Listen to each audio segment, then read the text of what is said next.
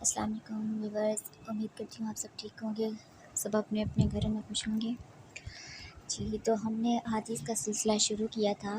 آج ہماری حدیث نمبر 3 ہے، یعنی کہ کیونکہ ہم نے وحی کا سلسلہ کس طرح ہوا، رسول پاک صلی اللہ علیہ وآلہ وسلم پر وحی کس طرح نازل ہوتی تھی، ہم یہ سب کچھ دیکھ رہے تھے۔ ایک اور روایت ہے حضرت عائشہ رضی اللہ تعالیٰ عنہ سے، ام المومنین حضرت عائشہ رضی اللہ تعالیٰ عنہ سے روایت ہے، انہوں نے فرمایا رسول صلی اللہ علیہ وآلہ وسلم پر وحی کی ابتدا سچے خوابوں کی صورت میں ہوئی۔ آپ جو کچھ خواب میں دیکھتے وہ سپیدہ صبح کی طرح نمودار ہو جاتا، مطلب کہ ویسا ہی ہوتا۔ پھر آپ کو تنہائی محبوب ہو گئی، یعنی کہ وہ رسول پاک صلی اللہ علیہ وآلہ وسلم تنہائی میں زیادہ وقت گزارنے لگے، چنانچہ آپ صلی اللہ علیہ وآلہ وسلم غار حرا میں خلوت اختیار فرماتے اور کئی رات گھر تشریف لائے بغیر مصروف عبادت رہتے۔ آپ کھانے پینے کا سامان گھر سے لے جا کر وہاں چند روز گزارتے، پھر حضرت خدیجہ کے پاس واپس آتے اور تقریباً اتنے ہی دنوں کے لیے پھر توشہ لے جاتے، یعنی کہ کھانے پینے کا سامان لے جاتے تھے۔ یہاں تک کہ ایک روز جب آپ صلی اللہ علیہ وآلہ وسلم غار حرا میں تھے، یکایک یعنی کہ اچانک آپ صلی اللہ علیہ وآلہ وسلم کے پاس حق آ گیا اور ایک فرشتے نے آ کر آپ صلی اللہ علیہ وآلہ وسلم سے کہا پڑھو۔ آپ صلی اللہ علیہ وآلہ وسلم نے فرمایا میں پڑھا ہوا نہیں ہوں، اور اس میں فرشتے کا ذکر ہے، اور فرشتے حضرت جبرائیل علیہ السلام تھے۔ آپ صلی اللہ علیہ وسلم کا فرمان ہے کہ اس پر فرشتے نے مجھے پکڑ کر خوب بھینچا، یہاں تک کہ میری قوت برداشت جواب دینے لگی۔ پھر اس نے مجھے چھوڑ دیا اور کہا پڑھو۔ میں نے کہا میں تو پڑھا ہوا نہیں ہوں۔ اس نے دوبارہ مجھے پکڑ کر دبوچا، یہاں تک کہ میری قوت برداشت جواب دینے لگی۔ پھر چھوڑ کر کہا پڑھو۔ میں نے پھر کہا میں پڑھا ہوا نہیں ہوں۔ اس نے تیسری بار مجھے پکڑ کر بھینچا، پھر چھوڑ کر کہا پڑھو اپنے رب کے نام سے جس نے پیدا کیا، جس نے انسان کو خون کے لوتھڑے سے پیدا کیا، پڑھو اور تمہارا رب تو نہایت کریم ہے۔ پھر رسول اکرم صلی اللہ علیہ وآلہ وسلم ان آیات کو لے کر واپس آئے، اور آپ صلی اللہ علیہ وآلہ وسلم کا دل خوف سے دھڑک رہا تھا، چنانچہ آپ صلی اللہ علیہ وآلہ وسلم اپنی بیوی یعنی کہ حضرت ام المومنین حضرت خدیجہ بنت خویلد رضی اللہ تعالیٰ عنہ کے پاس تشریف لائے اور فرمایا مجھے چادر اوڑھا دو، مجھے چادر اوڑھا دو۔ انہوں نے آپ صلی اللہ علیہ وآلہ وسلم کو چادر اوڑھا دی، یہاں تک کہ آپ صلی اللہ علیہ وآلہ وسلم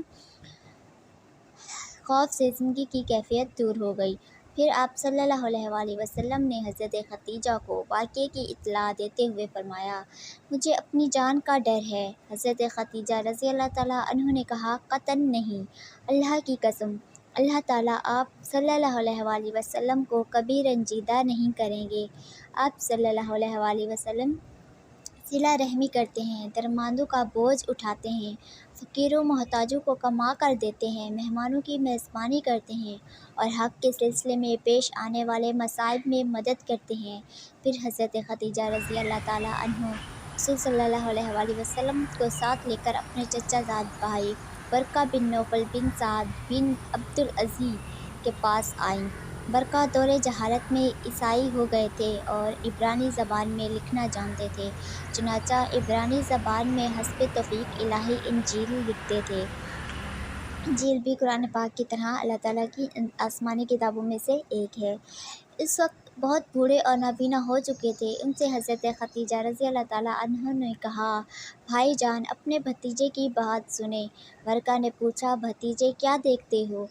رسول اللہ صلی اللہ علیہ وآلہ وسلم نے جو کچھ دیکھا تھا بیان فرما دیا۔ آپ صلی اللہ علیہ وآلہ وسلم نے وہ سارا کچھ بیان کر دیا جو ان کے ساتھ وقوع پذیر ہوا۔ اس پر برقہ نے کہا آپ صلی اللہ علیہ وآلہ وسلم یہ تو وہی ناموس وحی لانے والا فرشتہ ہے جسے اللہ تعالیٰ نے حضرت موسیٰ علیہ السلام پر نازل فرمایا تھا۔ کاش میں آپ کے زمانہ نبوت میں توانا ہوتا، کاش میں اس وقت تک زندہ رہوں جب آپ کی قوم آپ کو نکال دے گی، تو رسول پاک صلی اللہ علیہ وسلم نے فرمایا اچھا تو کیا وہ لوگ مجھے نکال دیں گے؟ ورقہ نے کہا ہاں، جب بھی کوئی آدمی اس طرح کا پیغام لایا جیسا آپ لائے ہیں تو اس سے ضرور دشمنی کی گئی، اور اگر مجھے آپ صلی اللہ علیہ وسلم کا زمانہ نصیب ہوا تو آپ صلی اللہ علیہ وسلم کی بھرپور مدد کروں گا۔ اس کے بعد ورقہ جلد ہی فوت ہو گئے اور وہی رک گئی۔ اس میں یعنی کہ فائدہ اس آیات کا اور اس حدیث کا کیا ہے، اس میں یہ سارا کچھ دیا گیا ہے، اور یہ سب کچھ جو ہم آپ کو بتا رہے ہیں، بیان کر رہے ہیں، یہ امام بخاری کی کتاب صحیح بخاری کے صفحہ نمبر 33 اینڈ 34 سے لیا گیا ہے۔ وحی کے موقوف ہونے کے زمانے میں یعنی کہ رک جانے کے زمانے میں صرف نزول قرآن موقوف ہوا تھا، تاہم جبرائیل علیہ السلام کا رسول اکرم صلی اللہ علیہ وسلم سے رابطہ منقطع نہیں ہوا تھا، یعنی کہ حضرت جبرائیل علیہ السلام آتے تھے لیکن وحی نہیں لاتے تھے، وحی نازل نہیں ہوتی تھی۔ جب آپ صلی اللہ علیہ وسلم توقف وحی سے پریشان ہوئے توقف وحی سے پریشان ہوئے تو جبرائیل علیہ السلام نے بارہا تسلی دی اور آپ صلی اللہ علیہ وسلم کو نبی برحق ہونے کا مزدہ جانب سنایا، یعنی کہ خوشخبری سنائی۔ تو یہ تھی آج کی ہماری حدیث۔